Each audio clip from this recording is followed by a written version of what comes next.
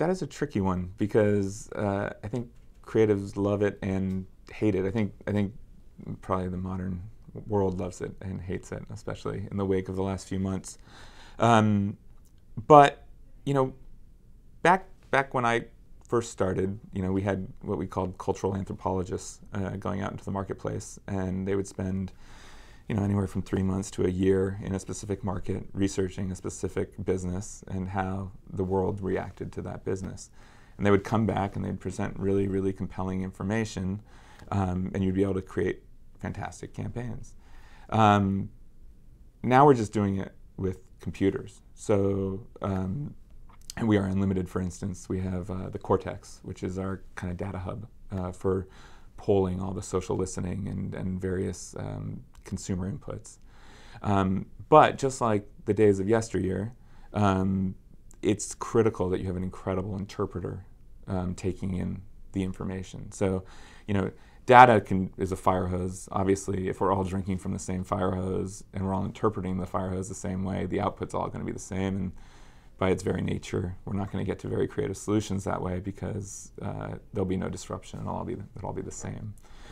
So I think what's become really interesting about data and technology and, you know, cultural insight today is, you know, finding these wizards who are incredibly talented at interpreting the kind of deluge of data and really turning it into a sharp insight. And again, I think it's the exact same process that we went through for the last 20 years. We're just doing it with different tools and you know, slightly different skill sets. But all the same journey, just faster. When I first started, I was very curious to see, you know, how this Cortex kind of worked. And you know, you walk into it a little skeptical because you know that ultimately it's going to all come down to interpretation. But we had a brief around McDonald's for last summer. This is already a year ago, for $1 sodas, and we realized that actually, from a value proposition standpoint, this was again through all the data that was delivered back to us. It was like a plus or minus 8 cent differential between, you know, our competitors and some of the convenience stores. And to drive the growth that they were ultimately looking for last summer, they realized that actual brief might not deliver the results they needed. So we went into social listening mode, and we pulled out this insight that there was kind of a hidden conversation on the internet about the, call it urban legend, of how much better the Coke at McDonald's tasted versus their competitors. And we said, okay, well, this is a different type of value proposition. This is a quality value proposition versus a monetary value proposition.